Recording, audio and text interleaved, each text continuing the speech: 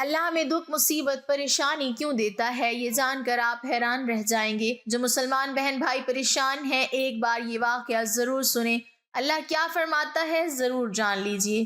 بسم اللہ الرحمن الرحیم۔ سیدنا ابو سعید خدری رضی اللہ تعالیٰ عنہ بیان کرتے ہیں کہ رسول اللہ صلی اللہ علیہ وسلم ایک روز مسجد میں تشریف لائے تو کیا دیکھتے ہیں کہ ایک انصاری آدمی ہے جس کا نام ابو امامہ تھا۔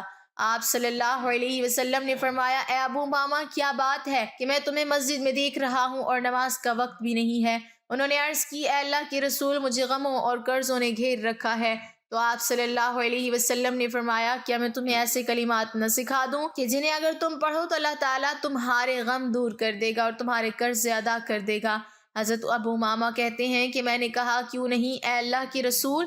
تو آپ صلی اللہ علیہ وسلم نے فرمایا، صبح و شام یہ کلمات پڑھا کرو، اللہم انی اعوذ بک من الہم والحزن واعوذ بک من العجز والکسل واعوذ بک من الجبن والبخل واعوذ بک من غلبۃ الدین وقہر الرجال۔ ترجمہ، اے اللہ میں تیری پناہ چاہتا ہوں پریشانی اور غم سے، عاجز رہ جانے اور سستی سے، اور تیری پناہ چاہتا ہوں بزدلی اور بخیلی سے، اور تیری پناہ چاہتا ہوں قرضے اور ظالموں کے غلبے سے۔ سیدنا ابو امامہ بیان کرتے ہیں کہ میں نے یہ دعا کی تو اللہ تعالیٰ نے میری پریشانی دور کر دی اور میرے قرضے بھی ادا فرما دیے، یعنی اے اللہ پاک تیری ذات ہی سے بھروسہ رکھتا ہوں، رنج و غم کی برائی سے تیری عظمت و جلالت کی پناہ میں آتا ہوں اور تیری حفاظت کے ذریعے ان سے حفاظت چاہتا ہوں، اور تجھ سے یہ سوال کرتا ہوں کہ تو اپنی قدرت کے ذریعے رنج و غم اور ان کے سبب کو میرے دل سے دور فرما اور میرے سینے کو نور ایمان سے بھر دے، تاکہ شیطان اپنے وسوسوں اور شکوک شبہات سے مجھے غم میں نہ ڈالے اور اپنی ناپاک کوششوں سے میرے ایمان کو خراب نہ کرے۔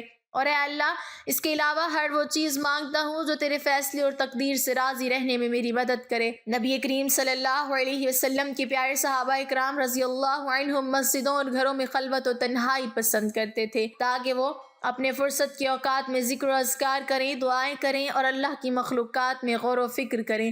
ان میں سے جب کسی کو کوئی غم لاحق ہوتا تو نبی کریم صلی اللہ علیہ وسلم کی سنت پر عمل کرتے ہوئے نماز کی طرف دوڑتے، کیونکہ بندہ اپنے رب سے سب سے زیادہ قریب سجدے کی حالت میں ہوتا ہے۔ نبی کریم صلی اللہ علیہ وسلم نے اس حدیث پاک میں دعا کو کلام کہا۔ اس سے اس بات کی جانب اشارہ ہے کہ دعا دل کی گہرائیوں سے ہونا چاہیے اور اس یقین کے ساتھ ہو کہ دعا قبول ہوگی۔ گویا دعا کرنے والے کو ایسا لگنا چاہیے کہ وہ اپنے دل، اپنی زبان، بلکہ اپنے پورے وجود سمیت اپنے پروردگار سے بات کر رہا ہے۔ زندگی میں دکھ، غم اور پریشانیاں آتی ہی رہیں گی۔ ایک انسان کی سمجھداری اسی میں ہے کہ وہ یہ بات اچھی طرح سے سمجھ لے کہ انسانوں کی زندگی پریشانیوں اور مصیبتوں سے کبھی خالی نہیں ہو سکتی۔ انسان زندگی کے کسی بھی پوزیشن میں ہو لیکن غم، دکھ، تکلیف اور پریشانیاں اس کے ساتھ رہنے والی ہیں، جیسا کہ اللہ کا فرمان ہے، یقیناً ہم نے انسان کو بڑی مشقت میں پیدا کیا ہے۔ لہٰذا آپ اگر یہ حقیقت دل سے مان لیتے ہیں تو آپ کے لیے مصائب کا مقابلہ آسان ہو جاتا ہے۔ مسلسل غم میں رہنا بڑی تکلیف دہ چیز ہے۔ اللہ کو یہ پسند نہیں ہے کہ اس کے بندے غمگین زندگی گزاریں، اسی لیے اللہ نے رنج و غم سے بار بار منع فرمایا۔ صحابہ اکرام کو خطاب کرتے ہوئے غم سے منع فرمایا، تم نہ سستی کرو اور نہ غمگین ہو۔ نبی کریم صلی اللہ علیہ وسلم نے غار ثور میں ابو بکر رضی اللہ تعالیٰ عنہ سے فرمایا، غم نہ کر، اللہ ہمارے ساتھ ہے۔ اللہ نے موسیٰ کی ماں کو غم نہ کرنے کی وحی فرمائی۔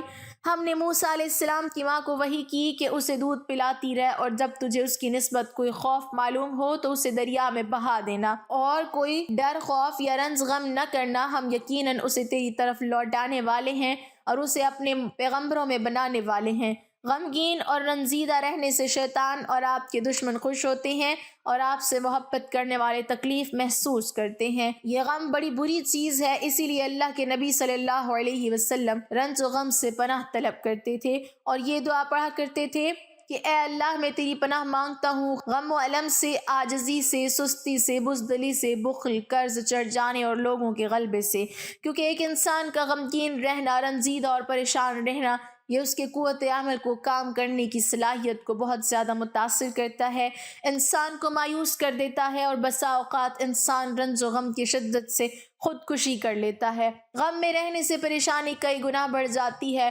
دنیا کا غم تو معمولی چیز ہے، دین اور ایمان و ہدایت کے انکار اور کفار کے مکر و فریب پر غمگین رہنا اللہ کو پسند نہیں ہے۔ بس اپنا کام کریں اور صبر کرتے ہوئے آگے بڑھ جائیں۔ اللہ نے فرمایا آپ صبر کریں، بغیر توفیق الہی کے آپ صبر کر ہی نہیں سکتے، اور ان کے حال پر رنجیدہ نہ ہوں، اور جو مکر و فریب پہ کرتے رہتے ہیں ان سے تنگ دل نہ ہوں۔ صبر کرنے والے بغیر حساب کے جنت میں جائیں گے۔ نبی صلی اللہ علیہ وسلم فرماتے ہیں کہ قیامت کے دن یہ اعلان کیا جائے گا کہ اللہ تعالیٰ جس کا قرض دار ہو وہ حاضر ہو جائے۔ لوگ کہیں گے ایسا کون ہے کہ جس کا اللہ قرض دار ہو؟ فرشتے جواب دیں گے کہ جن لوگوں کو اللہ تعالیٰ نے دنیا میں تکلیف دی اور اس تکلیف سے ان کو صدمہ پہنچا تھا اور ان کے آنسو نکلے تھے، مگر انہوں نے اللہ تعالیٰ کا حکم سمجھ کر صبر کیا تھا، اللہ تعالیٰ ان کا قرض دار ہے اور دنیا میں جو وعدے صبر کرنے والوں کے لیے کیے تھے آج پورا کرے گا۔ یہ اعلان سن کر بہت سے لوگ مرد اور عورتیں جمع ہو جائیں گے۔ فرشتے ان کے اعمال نامہ دیکھیں گے، جن کی بے صبری نکلے گی ان کو دور کر دیں گے، اور جن کا صبر دیکھیں گے ان کو اللہ تعالیٰ کے عرش کے نیچے سائے میں کھڑا کر کے عرض کریں گے کہ اے رب تیری تکلیفوں پر صبر کرنے والے حاضر ہیں۔ حکم ہوگا کہ ان سب کو طوبہ کے درخت کے سائے میں کھڑا کرو کہ ہم پہلے اپنے نور کی روشنی سے ان غم کے ماروں کے دلوں کو ٹھنڈا کریں گے۔ بس ان کے دلوں کو ٹھنڈک پہنچائی جائے گی۔ پھر حکم ہوگا اے صابر بندو، ہم نے تم کو دنیا میں ذلیل کرنے کے لیے تکلیفیں نہیں دی تھیں، بلکہ اس لیے دی تھی کہ آج کے دن تمہارے